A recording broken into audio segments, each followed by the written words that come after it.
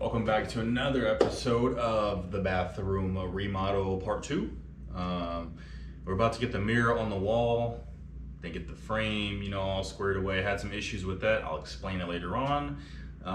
There was something else I was gonna explain to you, so it made sense in the video, but I don't remember the paint pattern. The wife found it online somewhere. I don't know where, like Pinterest, however you say it. She found it on there. We just took a roller, like a 6-inch roller. It'll make sense when you see it, but they're like 3 lines we did this way, vertically, and then just 3 above that, So that pattern just continues all the way around the bathroom. It's got like a bar vibe, honestly. So much for a kid's bathroom. Now they have like shots of apple juice in there. Anyway, so that's how the paint pattern came about. Like I said, there was an issue with the frame I put on the mirror, but we got that squared away, and we did get the tub shower head and the nozzle, the pipe that comes out of the wall, the knob you turn the water on and off with, and the water spout thing at the bottom. Got all those painted black. You didn't see it in the video, but all that's painted black now.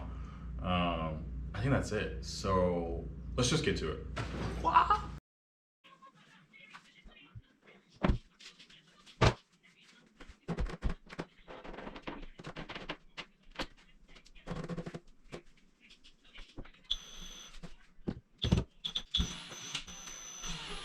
Alright, so we're gonna build the shelves for the medicine cabinet. We're gonna get the sink installed, and we gotta frame out the mirror.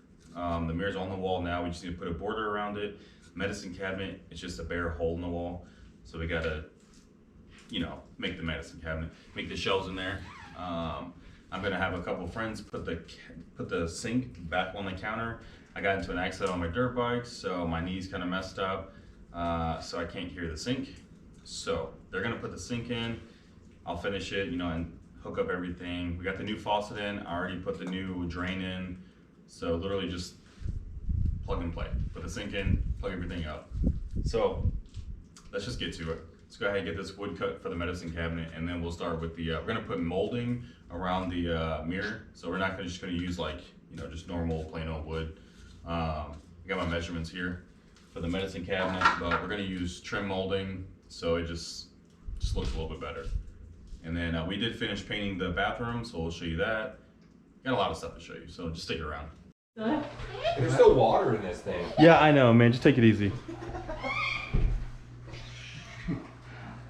That was already there. Yeah, that was already there. That scratch in your wall. We're gonna have to tilt to go in there.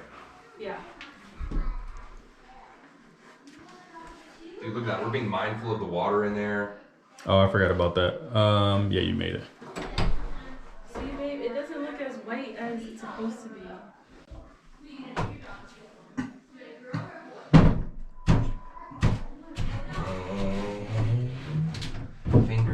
Fingers. Oh, this is pretty cool. Holy dude, yeah. I didn't get to take this in the whole time.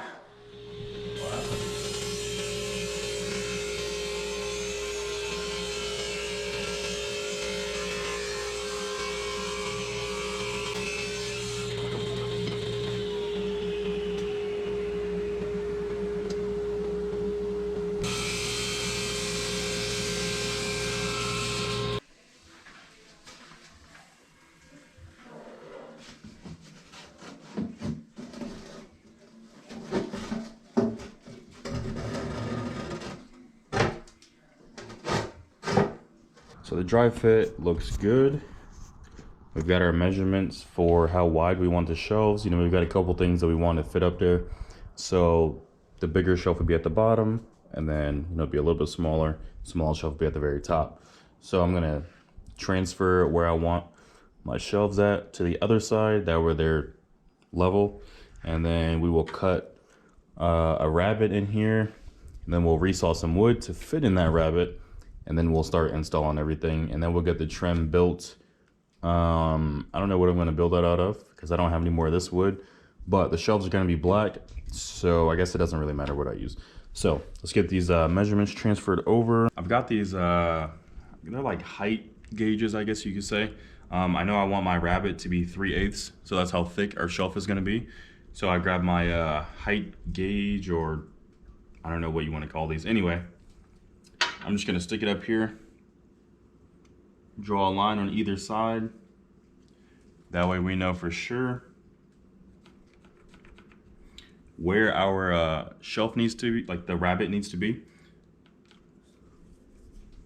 And then we will just get these. Once these fit inside the rabbet, we know we are good to go. We will start here, and then we'll slowly sneak up on our pass, or on our thickness.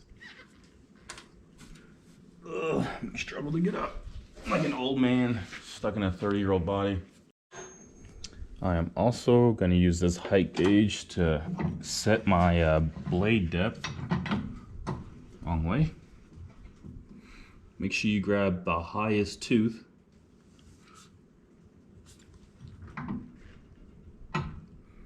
So we're just below the highest tooth on here. So now it's only gonna go in 3/8 of an inch, and then we'll go, you know, down to make our rabbets in here like so. I couldn't figure out what I was trying to say. I just fumbled through that one. So let's just cut some wood.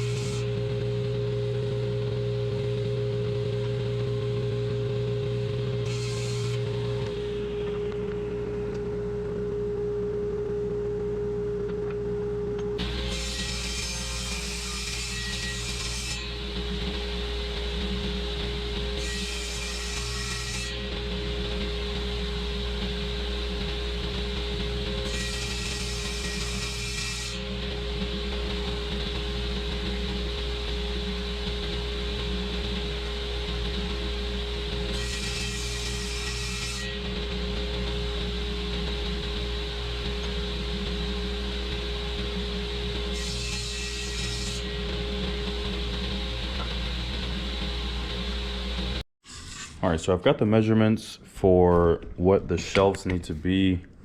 So what I'm gonna do is put the blade away first. There we go. So I'm gonna measure, so we need 13 and 3/8. Come on. So that's what we need. Okay. So we need 13 and 3/8, but I'm gonna send this through the planer because, well, that's what it's for. It's a thickness planer. So I know we have to compensate for snipe, which is when the wood first goes into the planer, the blade catches it. It's gonna like kind of tear out the end of it, probably on both sides. So I'm gonna give myself enough space to be able to cut that off and still have exactly what we need. So since we need, we'll say 14 inches, see how long this piece of wood is. 33 and a half. So we'll do half of that. So let's go 16 inches. That'll give us a little bit extra.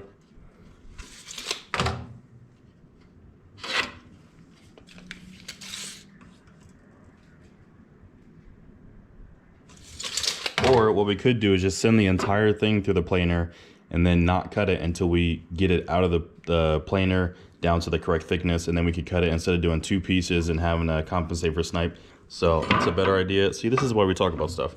Makes sense when you say it out loud. So let's just send this straight through the planer like this, and then once we get it down to the thickness we want, then we'll be able to figure out, you know, how much snipe we need to cut off in either end and get it cut down to the right length.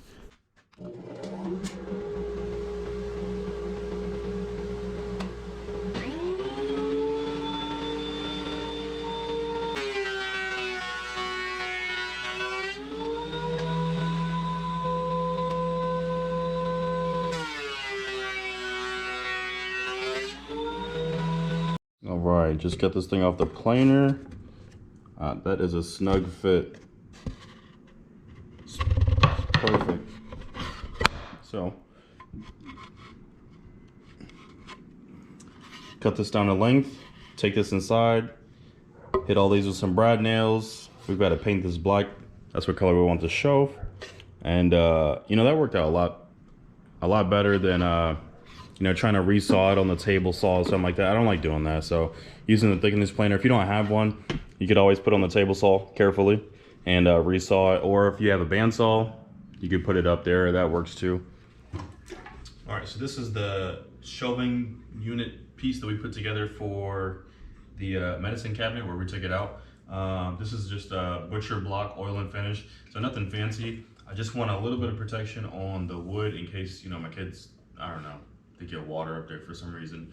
So it's not gonna be getting wet all the time, but you know, the occasional times it does get wet, I don't want the wood to swell and kind of start looking ugly.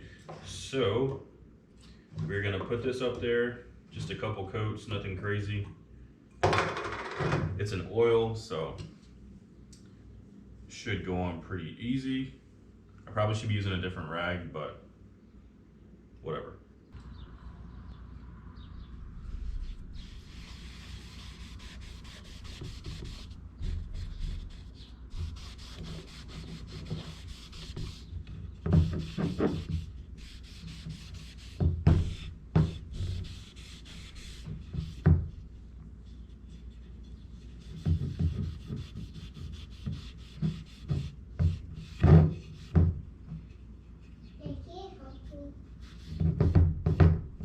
Yeah, 1 second, please.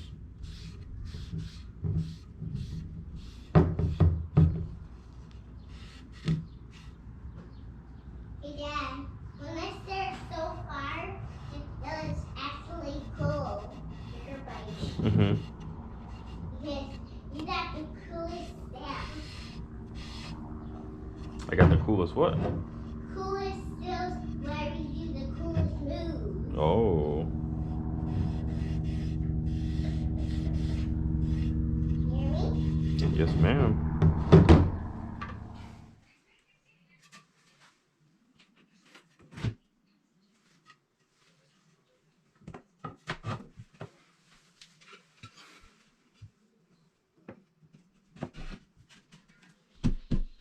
And look.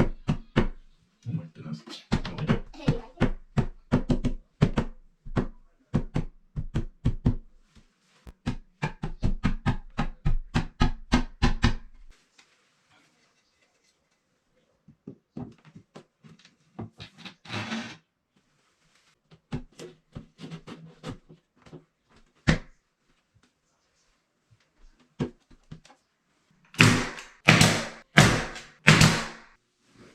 Okay. So I had the frame on the mirror. I used double-sided tape. I stuck it up there, but it really only stuck on the top. A couple days later, it fell off.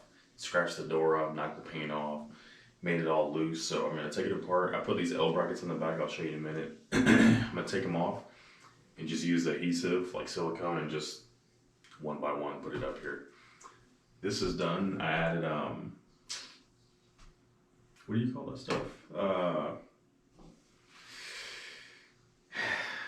Man, I'm struggling right now. Like a clear coat. I can't think of the name of it. It's like a stain, but oh, I used the butcher block countertop. The butcher.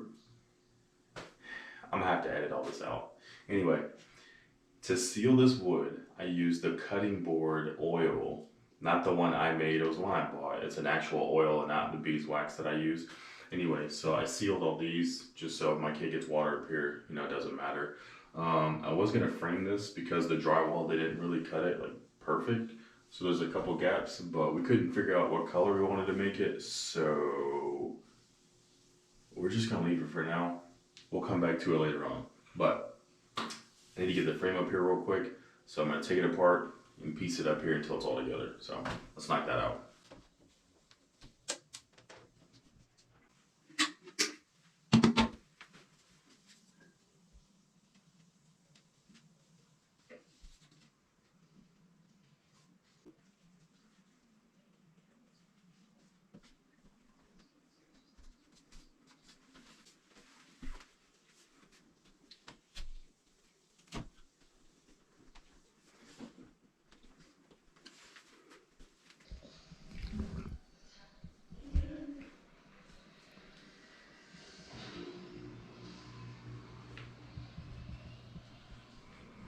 light fixture. Can't see it because the lights are on. Repainted everything all the way around. I gotta repaint the door. Messed it up when the frame fell off the mirror before. We got the mirror, the frame up there. We epoxied the countertops. Replaced the drain, the pop-up drain. Replaced the faucet. Replaced the outlet covers and the switches and the outlet, because these used to be white. Replace all those. I think the sink is my favorite. Not just because I did it though.